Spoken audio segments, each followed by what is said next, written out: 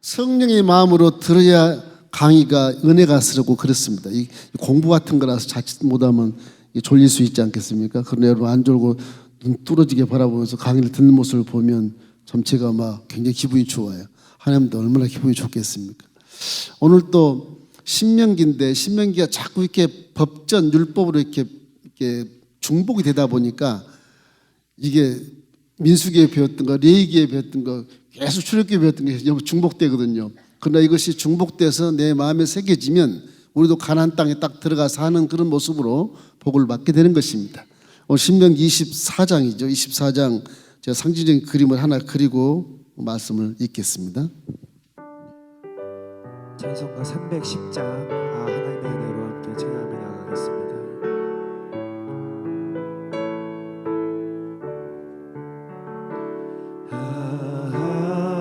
하나님의 은혜로 있을 데 없는 자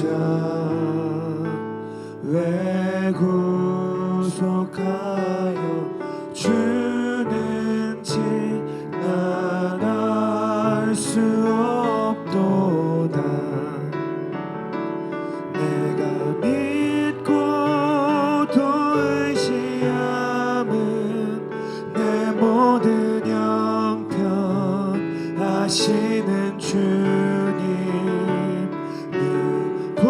보호해 주실 것을 나는 확실히 아네.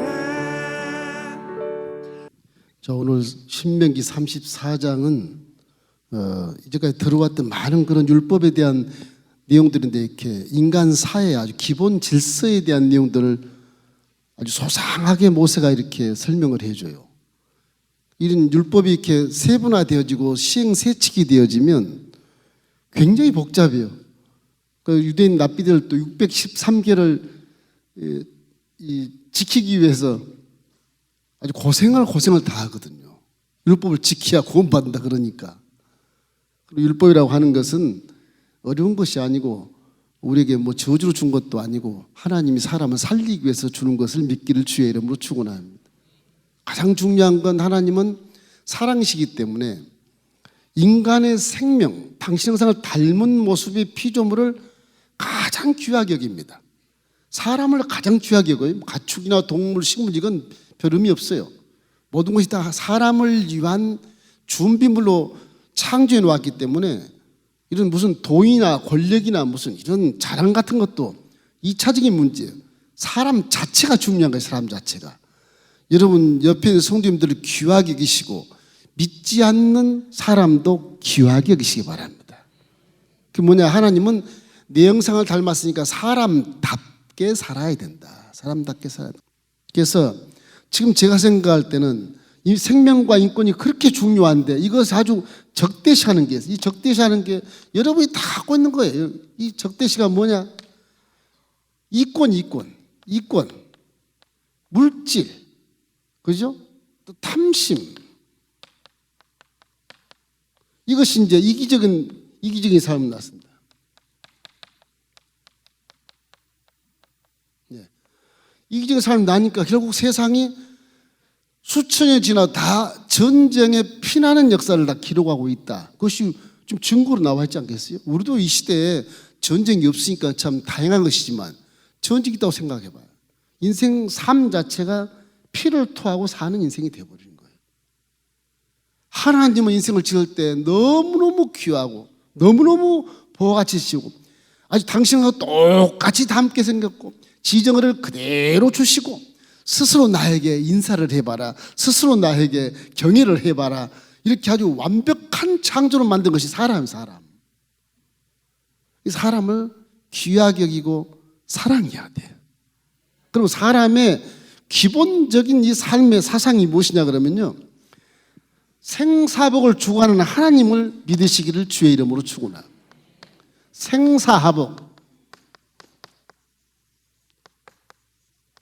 생사복을 주관하신 분이에요. 주관하신 하나님. 이걸 믿어야 돼. 이걸 우리가 믿어야 돼. 경외하고 믿어야 되는 것입니다. 이걸 믿어야 사람을 귀하게 여길 수가 있어. 생사, 죽고 사는 것, 복과 화, 저주와 축복이 하나님 손에 다 달려있어요. 근데 우리는 이권과 탐심 때문에 생사하복이 다 어디에 있냐? 내 손에 있다. 적을 죽이고 내가 빼앗으면 내가 복받아. 이런 희한한 개념을 갖고 있단 말이에요. 마귀의 속성, 마귀의 속성.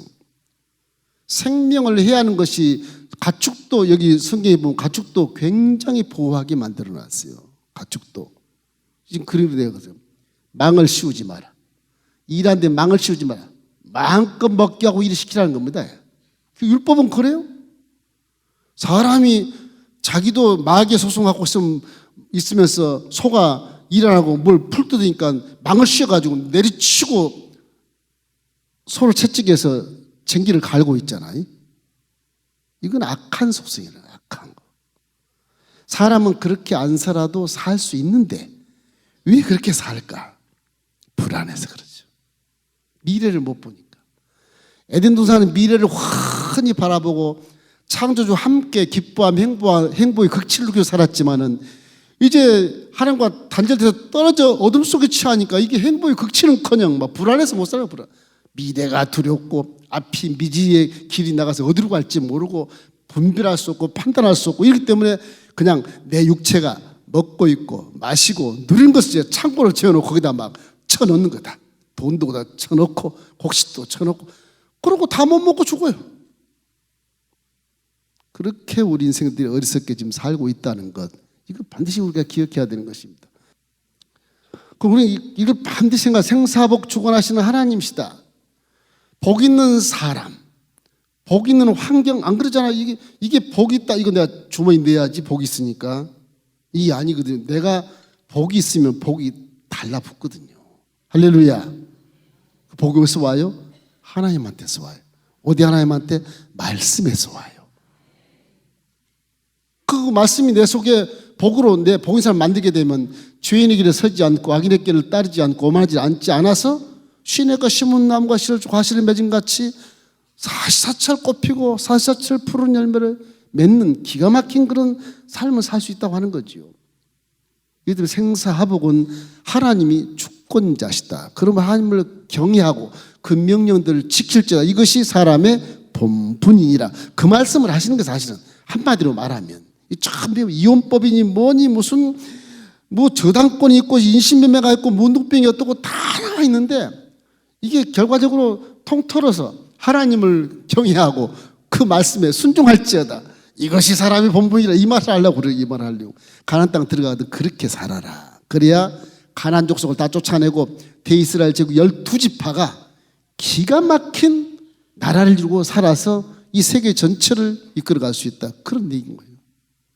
복받은 민족으로 만들기 위한 하나의 강론인 것이죠. 이게.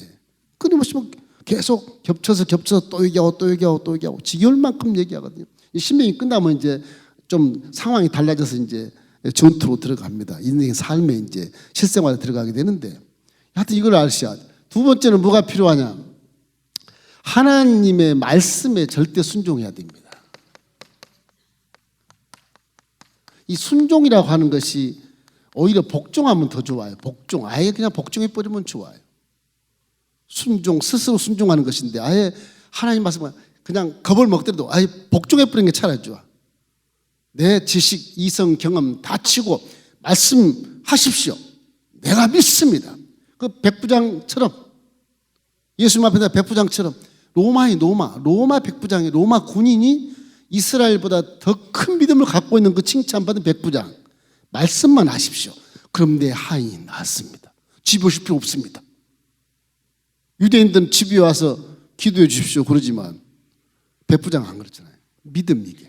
하나님 말씀은 생사복에 걸리기 때문에 말씀만 내가 쫓아 실행하면 나는 복을 받는다. 질병을 치료받는다. 문제가 해결된다. 꿈이 이루어진다. 이런 믿음이거든요.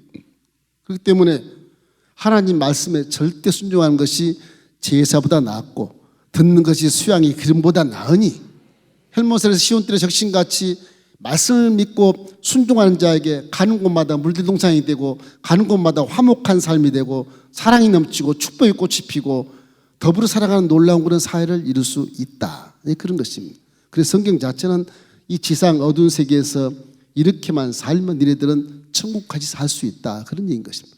물론 밖에서 어둠의 세력이 계속 공격이 오고 유혹을 하고 에드노처럼 유혹하는 마귀가 오겠지만 그런 말씀대로 잘 순종하면 마귀가 스스로 물러나게 돼요. 이거 빛이기 때문에 그래요. 빛이기 때문에. 예수는 항상 삶 속에서 하나님의 백성으로서 말씀을 순종하며 이렇게 살기를 주의 이름으로 축원합니다. 하나 더 있는 것이 있어요. 하나는 사랑인 것입니다. 아가페 사랑으로 살아가는 것입니다.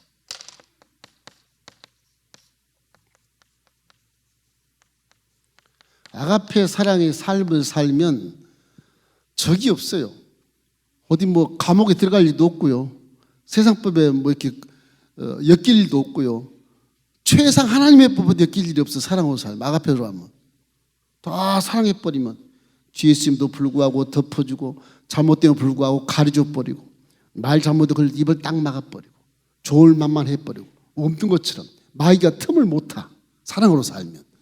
여러분 시험 당하고 이런 거 다 마귀 틈 타서 그런 것이거든요. 사랑으로 살기를 주의 이름으로 축원합니다. 이 아가페 사랑은 인간 사회의 삶과 좀 달라요. 사랑과는 뭐 에로스, 남녀간 에로스 사랑, 그건 세상적인 학문입니다. 그게 그 쾌락이 있겠죠. 그 쾌락이 결국은 축복의 길을 연결해 주지 못해요. 그것이 원수가 되거나 어떤 서로가 배반하는 그런 미움이 되거나 이래서 갈등을 느끼게 되지요. 필레오 사랑, 친구지간한 사랑, 그것도 참 좋은 것처럼 보이잖아요. 조건이 딱 사라지면 친구가 원수가 되어버려요. 왜냐하면 세상 자체가 조건이 사라지면 나한테 피해가 오니까, 손해가 오니까 친구 거절하는 거죠. 하나님은 사랑이시라. 여러분 만드신 분이 사랑의 속성으로 여러분을 만들었기 때문에 여러분은 사랑으로 살아야만 행복을 느낄 수가 있어. 만드신 분이 물질로 만들었으면, 돈으로 만들었으면 여러분 돈을 품어야 행복할 겁니다. 그죠? 그러나 사랑으로 만들어서 여러분은 사랑을 받아야 하는 행복을 비로소 느낄 수가 있거든요. 그러니 인간 행복의 삶이라고 하는 굉장히 중요한 것이니까 우리는 정말로 행복한 삶을 살아내려면 사랑을 마음에 품어야 된다. 사랑을 마음에 간절히 품기를 주의 이름으로 축원합니다. 사람을 사랑하라는 거예요. 지옥에서 사랑하라는 거예요. 그 얘기를 이제 이 신명기 24장에 계속 지금 하고 있는 것입니다. 그래서 인간의 기본 질서를 말씀하는 거예요. 기본 질서. 여기는 인간의 기본 질서를 얘기하는데 기본 질서를 이제 신명기 24장이 말하네요. 24장 쭉 나가는데 이게 26장까지 있어요. 26장까지. 12장부터 계속 지금 율법이 막 진행돼 나가거든요. 지금 그 중간 하나뿐 얘기예요. 기본 질서에 여기 처음 딱 이혼법이에요. 이혼법. 이혼하려면 이혼 증서를 써줘라. 그런 말이 나와요. 예수님도 바리새인들이 물어봤을 때 이혼 증서에 대한 것을 질문했을 때 그렇게 말하죠. 하나님이 짝 지어주신 것을 사람이 나눌 수 없느니라. 그렇게. 근데 구약에 모세가 왜 이혼을 시켰어? 증서를 주고 시켰습니까? 그 마음이 완악해서 그런 것인데 원초적인 하나님의 명령은 이혼하면 안 된다. 그런 거예요. 그래서 이혼 증서를 써서 이혼하도록 이렇게 말은 하셨지만 하나님의 속 성품 마음속은 절대 이혼하지 말아요. 하나님이 짝지어 줬다는 거예요. 그 얘기를 하는 것이에요. 그래서 마태복음 19장 3절 9절 말씀 천천히 한번 읽어보세요. 자, 바리새인들이 예수께 나와 그를 시험하여 이르되 사람이 어떤 이유가 있으면 그 아내를 버리는 것이 옳으니까. 예수께서 대답하여 이르시되 사람을 지으시니가 본래 그들을 남자와 여자로 지으시고 말씀하시기를 그러므로 사람이 그 부모를 떠나 아내에게 합하여 그 둘이 한 몸이 될지라 하신 것을 읽지 못하였느냐. 그런즉 이제 둘이 아니요 한 몸이니 그러므로 하나님이 짝지으신 것을 사람이 나누지 못할지니라. 여짜오되 그러면 어찌하여 모세는 이혼증서를 주어서 버리라 명하였나이까. 예수께서 이르실 때 모세가 너희 마음의 완악함 때문에 아내 버림을 허락하였거니와 본래는 그렇지 아니하니라. 내가 너희에게 말하노니 누구든지 음행한 이유 외에 아내를 버리고 다른 데로 장가든 자는 간음합니다. 그러니까 저 글 전체를 보면 예수님이 하신 말 이혼을 하지 말라는 거. 하나님이 짝지어 주셨다는 거예요. 여러분 다 가족이다. 하나님이 짝지어 주신 것을 믿기를 주의 이름으로 축원합니다. 그 다음에 여러분 신혼 가정에 대한 거죠. 신혼 부부가 장가를 갔으면 군대 가지 마라. 왜요? 1년은 행복하게 살아라. 군대 못 오게 해요. 징집을 연기줘 버려요. 못 오게 해요. 네가 아내를 취해서 결혼했으면 1년 동안에 행복하게 살아. 그리고 부모들이 행복하게 살 수 있도록 환경을 만들어주라. 그렇게까지 나와요. 왜냐하면 하나님의 짝지어진 사랑과 행복한 삶을 경험하고 나서 나라를 위해서 지키고 행복한 삶을 경험하고 나서 효도도 하고 그런 거라는 거죠. 근데 시어머니와 고부간의 갈등, 이게 그런 데서 좀 문제가 있는 거예요. 지금 남편하고 지금 행복하게 살려고 하는데 옆방에서 시어머니가 문 팍 두들고 발로 차고 그러면 이게 뭐가 되겠어요? 이게 안 된다니까. 그 법에 문제가 있는 그거는 행복하게, 내 아들이 행복하게 살게 놔도 그냥 1년만이라도. 그러면 그 1년 만의 경험들이 사회 질서에 굉장한 훈훈함을 불러일으켜주고 행복한 사회를 만들 수가 있어요. 장가 시집간 사람들 지금 1년 동안 여러분이 참 자유하고 행복하게 놔둬보세요. 그러면 이 사회, 청소년 사회 전반이 좋아져요. 할렐루야. 그런까지 말씀을 아주 세밀하게 말씀해요. 이래서 전통 풍俗이나 뭐 신혼 섹시, 섹시 이쁘다 칭찬해주고 보여주고 옛날 할머니들 그런 말들은 너무 예쁘다. 시어머니 미워도 할머니는 이쁘다 그래. 아이고 우리 섹시 이쁘다. 아이고 우리 아가 이쁘다. 그 참 좋은 말이라는 거죠. 좋은 말이라는 거예요. 그 다음에 뭐 저당권이 있어요. 맷돌 나오는데 맷돌이 뭘까? 맷돌을 저당하봐. 이게 그 당시에는 이제 가나안 땅 들어가 살 때도 그래요. 가정마다 맷돌이 있어요. 맷돌 두 짝이 있어요. 그러면 이렇게 콩을 갈아서 메주로 써 먹지 않습니까? 곡식을 갈아 쓰잖아요. 맷돌 한 짝만 저당 잡아도 맷돌이 이게 필요가 없는 거예요. 밥을 못 해 먹는 거예요. 밥을 못 해 먹어. 그러니까 저당 잡힌 거는 해지기 전에 갖다 줘야 다시. 아침에 잡았다가 저녁에 국물 갖다 줘야 돼. 빚 받은 사람이 속상하겠지만 갖다 줘야 돼. 그런데 아침 받아서 맷돌을 가져가니까 속상하지 않겠어요? 그러면 이 사람이 빚을 갚게 돼. 마음 양심이 있어서 그런까지 써놔서 그런까지. 생명이기에 인권을 보호하라는 겁니다. 생명이기. 또 7절에 보면 이제 인신매매, 형제를 윤회해서 종으로 갔을 때 생명을 유기하면 저 때려 죽여라. 그 생명에 대한 굉장히 귀한 걸 얘기하는 거예요. 옛날에 한 50년대, 60년대, 70년대까지도 서울역에 가면 시골에서 무작정 상기한 아가씨들이 잡혀가서 엉뚱한 들고 막 그러잖아요. 그 인신매매 이런 거 얘기하는 이런 거. 이게 가나안 땅 들어가기 전에 요단강 건너편에 모압 평지 하는 말인데 가나안 땅 들어가든 절대 그렇게 살면 안 된다. 인신매매, 형제를 종으로 팔아먹거나 이건 사람이 아니다, 짐승이다 그런 것입니다. 8절에 보면 문병에 대한 것이 있어요. 문병은 이게 천벌이라고 생각했어요. 옛날에 천벌. 여기 보니까 무슨 미리암을 생각해라 그렇게 나오는데 미리암이 종에게 이렇게 대항해가지고서 자기 동생한테 대항해가지고서 모세 대항해가지고 문병에 걸려버리지 않습니까? 그러니까 하나님이 천벌을 내린다는 것이 문병의 지론 얘기예요. 이래서 제사장이 항상 그들을 진단해서 공중보건을 지키게 하는 그런 사회의 이렇게 위생을 책임지는 그런 모습으로 격리시키고 이렇게 하는 겁니다. 이렇게 해서 아주 중한 병이 걸리면 좀 격리시켜요. 전염병을 격리시켜야 돼요. 사회를 다른 생명을 위해서 격리시켜야 합니다. 이런 내용들이 나오고 있어요. 그래서 종을 비방하다 이렇게 문병에 걸린 미리암이 생각나게 한다는 그 말을 모세가 지금 약간 들어 설명을 하는데 그 생명을 해야 하는 것마다 문제를 삼으니까 사회 전반, 인간 삶의 전반 환경을 다 청결하게 해라. 위생하고 살아라. 깨끗하게 살아라는 거예요. 깨끗하게. 사람은 더러운 곳에 사는 돼지가 아니다. 깨끗하게 사는 거란다. 그런 말씀이에요. 그런 말씀에 비춰서 이런 문병이나 AI 병원 이런 것들을 가지고 이렇게 조목 모세가 지금 설명을 해주고 있는 것입니다. 그다음 전당물, 전당포 이런 것들. 지금 이런 것들도 문제. 동족에게 이자는 받지 말고 이방인은 받으라. 그런 말을 저번에 읽었지 않습니까? 전당. 주거 침입을 하면 도둑이 돼요, 사람이. 그죠? 빚이 있는데 가서 바가닥지 붙이고 뺏어가잖아요. 그게 사실 도둑이에요, 도둑. 남의 가정에 들어가지 말고 밖에서 받으라 그래. 본인이 빚진 자가 가지고 나면 그걸 받아라. 그런 내용이 써 있고요. 여기 보면 옷을 이렇게 담보받지 말라 돼 있어요. 12절 13절을 보면 12절 13절에 보면 그가 가난한 자이면 너는 그의 전당물을 가지고 자지 말고 해질 때 그 전당물을 반드시 그에게 돌려줄 것이라. 그리하면 그가 그 옷을 입고 자며 너를 위하여 축복하리니 그 일이 내 하나님 야훼 앞에서 내 공의로움이 되리라. 당시에는 옷 한 벌 이불도 되기도 하고 그렇기 때문에 옷을 뺏어가면 밤에 추워서 감기 들어요. 하나님 그것까지 배려하는 거예요. 옷을 아침 뺏어가다도 해질물에 빨리 돌리라. 잘 때 추우니까. 내일 다시 뺏어가더라도 또 돌려주라. 이렇게 사람을 위해서 이렇게 물법을 이렇게 만드는 이 명령하는 모습을 볼 수가 있는 것입니다. 아모스서 2장 8절 한번 읽어볼까요? 자, 모든 제단 옆에서 전당 잡은 옷 위에 누우며 그들의 신전에서 벌금으로 얻은 포도주를 마십니다. 저기 신명기에 나오는 걸 인용해서 하는 말이에요. 전당 잡은 것 전부 옷에 누운 것은 죄요, 죄.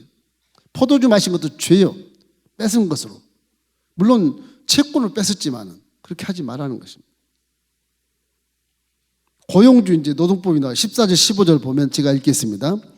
공궁하고 비난한 품꾼은 너희 형제든지 내 땅 선문 안에 우구하는 객이든지 그를 학대하지 말며 그 품삯을 당일에 주고 해진 후까지 미루지 말라. 이는 그가 가난함으로 그 품삯을 간절히 바람이라. 그가 너를 야훼께 호소하지 않게 하라. 그렇지 않으면 그것이 내게 죄가 될 것입니다.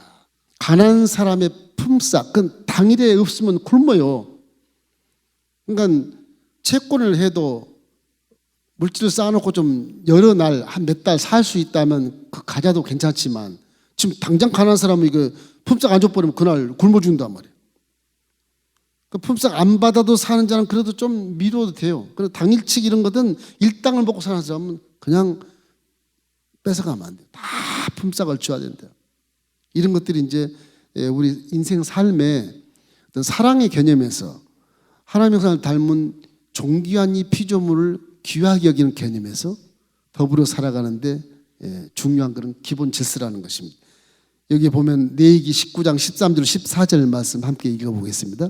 너는 내 이웃을 억압하지 말며 착취하지 말며 품꾼의 싹을 아침까지 밤새도록 내게 두지 말며 너는 귀먹은 자를 저주하지 말며 맹인 앞에 장애물을 놓지 말고 내 하나님 경외하라. 나는 야훼니라. 그러니까 저렇게 저주하고 품삯 갖다 뺏어 옆에 놓고 이러면 안 된다는 것입니다. 또 야고보서 신약에도 그런 말이에요. 5장 4절 읽어보겠습니다. 보라 너희 밭에서 추수한 품꾼에게 주지 아니한 싹시 소리를 지르며 그 추수한 자의 우는 소리가 만군의 주의 귀에 들었느니라. 그러니까 하루 먹을 걸 뺏어가 버리면 굶지 않아요. 그 소리가 하나님께 들려. 하나님께 들리지만 뺏어간 사람이 하나님께 징계를 받아요. 징계를. 그 얘기예요. 야고보서 하는 말은 그 얘기예요. 이기 때문에 굉장히 중요한 얘기인 것이에요. 이 고용주 노동법이라는 게 상당히 중요한 것입니다. 그 다음에 이제 16절 이거는 뭐냐?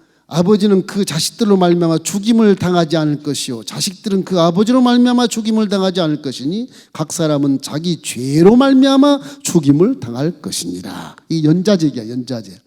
아버지가 죄를 지면 아버지 죄만 가지고 처벌하라는 거예요. 그 영혼이 다 귀한 거거든요. 하나님한테 영혼이 얼마나 귀하게 천하보다 귀한데 그걸 다 죽여버리면 어떻게 돼? 그 왕은 아주 망하는 거지. 완전히 저주받는 거죠. 이런 것들이 문제가 된다. 이래서 왕정 전체를 유지하기 위해서 이조시대 이렇게 역적을 몇 대까지 죽여버리고 그랬지만 그거는 절대 안 된다는 겁니다. 백성들은 그러므로 연자제하면 안 돼. 이 하나님 앞에서 아까 얘기하자면 단독자로서 처벌해야 하는 그 내용을 지금 말씀하고 있어요. 자기 죄로 처벌을 받는다. 그래서 열왕기하 이렇게 14장에 보면 5절 6절 한번 읽어볼까요? 나라가 그의 손에 굳게 섬에 그의 부왕을 죽인 신복들을 죽였으나 왕을 죽인 자의 자녀들은 죽이지 아니하였으니 이는 모세 율법 책에 기록된 대로 함이라. 곧 야훼께서 명령하여 이르시기를 자녀로 말미암아 아버지를 죽이지 말 것이요 아버지로 말미암아 자녀를 죽이지 말 것이라. 오직 사람마다 자기 죄로 말미암아 죽을 것이니라 하셨더라. 이것이 열왕기의 아마사 왕이 지금 신명기를 보고 하는 말이에요. 신명기를 보고. 이 아마사 왕이 자기 아버지가 그 역적들 죽을 때 아버지 역적을 싹 죽여서 자녀들은 죽이지 말라는 거예요. 아마사 왕이 하나님을 굉장히 사랑하고 산당을 막 쳐부시고 이래서 우상을 파괴했어요. 아마사 왕. 상당히 훌륭한 정직한 왕이었어요. 그 왕이 이렇게 열왕기하에 부왕을 죽인 자들은 죽였으나 자녀를 죽인 자들은 안 죽이고 그대로 놔뒀다. 이런 것이 예화로 지금 나와 있습니다. 17절 18절 한번 읽어볼까요? 너는 객이나 과의 송사를 억울하게 하지 말며 과부의 옷을 전당 잡지 말라. 너는 애굽에서 종되었던 일과 내 하나님 야훼께서 너를 거기서 속량하신 것을 기억하라. 이러므로 내가 네게 이 일을 행하라 명령하노라. 이거는 어떤 사회의 복지 같은 걸 얘기해요. 복지. 인간이 더불어 살아갈 때 복지 관계에서 좀 살라는 거예요. 서로가 이해하고 서로가 함께 더불어 먹고 입고 마시고 그런 걸 얘기하는 것입니다. 나그네니까 우리 백성도 아니고 권리가 없잖아요. 여행 온 사람이니까. 나그네가 뭐 물질을 축복해서 어디 싸는 것도 없고 나그네는 불쌍한 자예요. 고아와 가부도 불쌍해요. 가장이 없으니까 불쌍한데 그 나그네나 고아나 가부는 후견인이 없으니까 약자라는 약자한테는 그 불쌍력이라는 거 불쌍히. 그러면서 하신 말씀이 너희들은 과부보다 고아보다 나그네보다 더 고생했던 애굽 종살이를 기억해라 그러는. 하나님이 구원해 줬지 않아? 그러니 네 형제 자매들 그렇게 하면 안 돼. 넌 애굽에서 430년 동안 내가 구원해 줬지 않아. 감사라는 거죠. 그렇게 살지 말라는 거예요. 그런 얘기인 것입니다. 그 다음에 이제 사회적인 배려를 얘기하면서 이삭 죽기를 아까 우리 읽었는데 이삭 죽기, 이 구걸해야 되는 그런 수치를 가려주는 거예요. 저건 이삭 주어야 먹고 사니까 남겨놔라. 이삭을 꿀에서 가다가 집단에 떨어지면 다시 가지러 가지 마라. 놔두라 그냥 놔두라. 가난한 사람 들어와서 이삭을 가지고 가라고 놔둬라. 그렇게까지 이렇게 자세하게 지금 율법을 설명하시고. 왜냐 내 농사를 지은 이는 네가 지은 것 같지만 하나님이 비를 내리시고 하나님이 열매 맺게 했기 때문에 그 농사가 다 내 것이니라. 그러니까 내가 귀하게 여기는 불쌍한 자들을 위해서 놔둬라. 하나님 나는 열심히 일했고 저 사람 맨날 비고 놀았는데요. 그래도 놔둬라. 그럼 놔둬라. 무능해서 그런 것이니까 놔둬라. 살려야 되지 않겠냐. 그런 얘기죠. 여기 보면 볕단, 감람나무, 포도나무 이거 남겨라 다 해놨지 않습니까? 감람나무까지 처음 얘기하잖아요. 포도나무, 포도 열매까지 좀 남겨라. 어려운 사람 먹고 살아야 되니까. 그러니까 교회라는 것은 구제하는데 굉장한 의미를 부여 소명이 있습니다. 선교도 상당한 그런 사명이 있지만 이 지역사회 구제도 엄청난 사명이 있어요. 구제를 무시하지 마십시오. 뭐 잃어버린 영혼을 구하러 막 무슨 미 정도국에 가자. 니네 집안에는 다 보내봐라. 막. 그런데 그게 옆에 있는 식구를 돌보지 못하는데 지금 비행기 날아가가지고서 미 정도 가서 전도한다고 행사 빼먹고 가고 이게 안 되거든요. 교회에 어떤 교육과 질서가 다 있는데 정말 여러분 자제분들 좀 많이 좀 이렇게 신경 써서 돌보십시오. 미종족 전도 좀 문제 있습니다. 교회는 양우리이기 때문에 양우리에서 영혼이 잘된 같이 범사가 잘 뿐만 아니라 합력해서 선을 이루어서 복지로 이렇게 지원해주고 어려운 자를 도와주고 이런 교회의 교제와 봉사와 구제와 헌신이 있거든요. 근데 이제 이런 목회 관점하고 선교사 관점 전혀 다릅니다. 선교사는요, 내가 사명 받았으니까 하고 필요 없어. 외국 가서 저 영혼을 내가 살려야 돼. 대단한 것 같이 보이잖아요. 대단한 것 같이. 그런 사상을 갖고 있는 그 공부한 복음의 일부분을 공부한 사람들이 교회에 들어와서 앉아 있으면요 이게 안 맞습니다. 찬양도 안 맞고 말씀도 안 맞고 안 맞아. 은혜 못 받아요. 왜 교회에 들어와 앉아 있는지 모르겠어. 지금 우리 교회 청년부도 그런 몇 있어. 있을 필요 없어. 사명 감당 사람끼리 가서 그냥 북치고 장구치고 으쌰 그래 내 가정 다 때려치고 결혼도 때려치고 직장 때려치우고 내가 자비장으로 가서까지 미정도 전도하자 가라니까. 왜 교회 왜 앉아 있는 거야 도대체.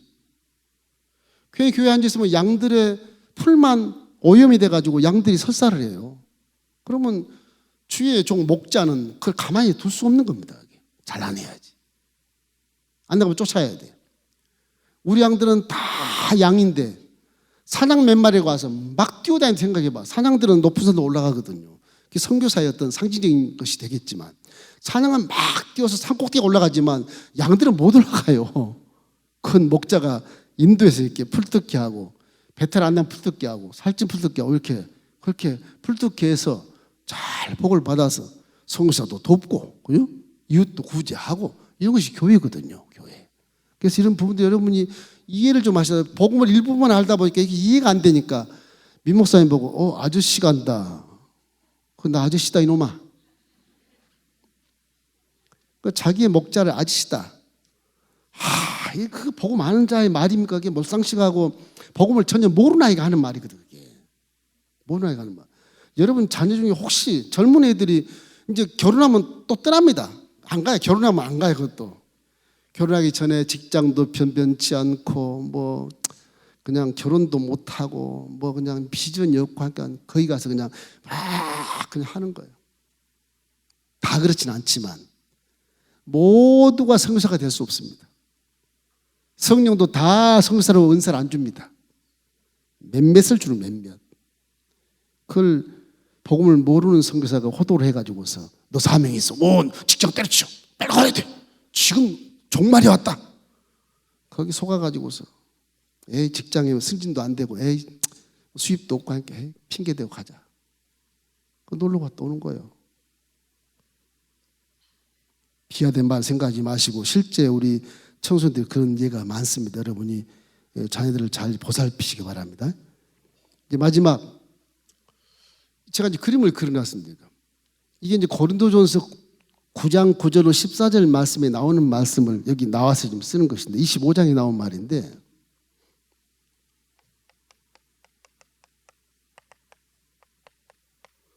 이게 사도권에 대한 권리에 대한 얘기도 될 수 있고요.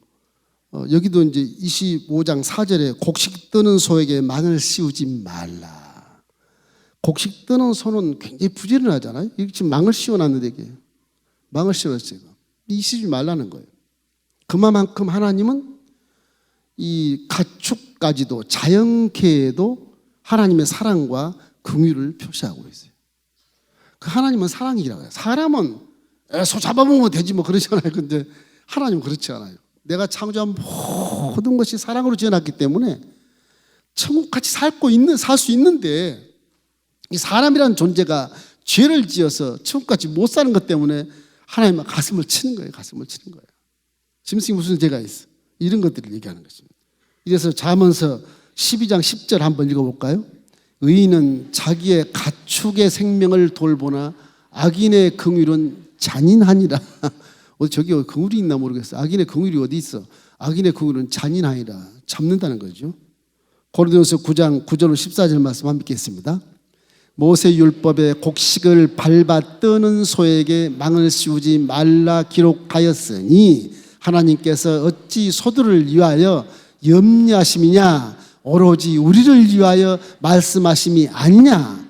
과연 우리를 위하여 기록된 것이니 밭가는 자는 소망을 가지고 갈며 곡식 뜨는 자는 함께 얻을 소망을 가지고 뜨는 것이라. 우리가 너희에게 신뢰한 것을 뿌렸은즉 너희의 육적인 것을 거두기로 과하다 하겠느냐. 다른 이들도 너희에게 이런 권리를 가졌거든 하물며 우리일까 보냐. 그러나 우리가 이 권리를 쓰지 아니하고 범사에 참는 것은 그리스도의 복음에 아무 장애가 없게 하려 함이로다. 성전의 일을 하는 이들은 성전에서 나는 것을 먹고 제단에서 섬기는 이들은 제단과 함께 나누는 것을 너희가 알지 못하느냐. 이와 같이 주께서도 복음 전하는 자들이 복음으로 말미암아 살리라 명하셨느니라. 무슨 말이죠? 바울이 초대교회 굉장한 선교사잖아요. 선교사. 저분은 목회 안 해서 선교예요. 목회가 아니야. 내 목숨을 다해서 일평생을 외국 나가서 전도하니까. 외국 나가서. 그 선교. 뼈를 묻는 거예요. 가서. 목회는 제자한테 맡겨 그냥. 목회 안 해요. 돌아오면 선교만 하는 거예요. 하는데 저 말은 뭐냐. 곡식 떠는 자에게 망을 씌우지 말라. 이 말을 이제 들어서 설명하면서 하는 말이 고린도 교인들에게 야, 복음을 전하고 신령한 것을 전할 때는 니네들이 들어온 연보를 통해서 다 그 종들이 먹고 사는 거란다. 그렇게 얘기해요. 그러나 나는 기술이 있어. 그래서 천막지는 건축과 기술이 있어서 내가 먹고 니네들은 안 쓴다. 다 이런 사람의 연보로 갖다 주지 않냐. 그거는 너희들에게 시험받지 않게 하기 위해서 내가 그런 것이다. 혹 복음을 몰라서 내가 니네 헌금을 가지고 내가 생활해버리면 복음을 혹 몰라 시험 들까 봐 그렇게 안 한다. 그렇게 한 그 얘기인 거야. 그 얘기. 저건 이제 나중에 끝에 가서 들으면 이제 복음 전하는 자의 신뢰한 것을 심었으면 심은 것에 복을 받아서 11조를 내고 감상금을 내고 헌신해서 저기 지금 성전에서 제사장들이 먹는 것과 같이 복음 전하는 들에게도 그리할지니라. 이런 것들이 이제 말씀하는 거예요. 이래서 사도의 권리에 대해서 이제 초대교회 사도 바울이 이렇게 들어온 연보를 통해서 생활을 해야 되는데 이것도 시험 들까 봐서 자기가 막 돈을 벌어가면서 선교사하는 그런 모습을 볼 수가 있어요. 그래서 교회 공동체라고 하는 것은 선교사의 개념에서 목회는 안 됩니다. 교회 공동체는 목자가 양을 모시고 이렇게 푸른 초장, 쉴만한 물가로 인도하는 그런 목회가 교회 공동체이기 때문에 이 선교하고는 천양지차로 달라요. 이게 운영 방법이 다릅니다. 그렇게 자칫 잘못하면 우리 선교사를 파송하잖아요. 여기 있게 안 하잖아요. 다 공부해서 파송하게 만드는 것이다. 복음을 배워서 신학을 나오게 해서 안수해서 파송하게 하거든. 그런데 혹자는 어떤 교단들은 신학도 안 보려고 막 민간 선교사 이러고 저칭 선교사를 가요. 자칭 선교사가 됩니까 그게? 복음을 모르는데. 바울은 자칭 선교사라고 그랬어요. 그 사람은 자격이 있어요. 구약에 아주 능통한 자고요. 교양 지식이 하늘을 찔러요. 그거는 신학 안 나와도 벌써 신학 나온 자와 방불의 율법주의자였으니까 성경을 꿰뚫지 않습니까? 그분은 가능해요. 그냥 가도 복음을 많이 아니까. 그러나 그냥 초신자가 가지고서 뭐 선교사가 와서 너 사명 받아. 가면은 뭐 복음 하나도 모르는데 그저 영혼을 사랑해 가자.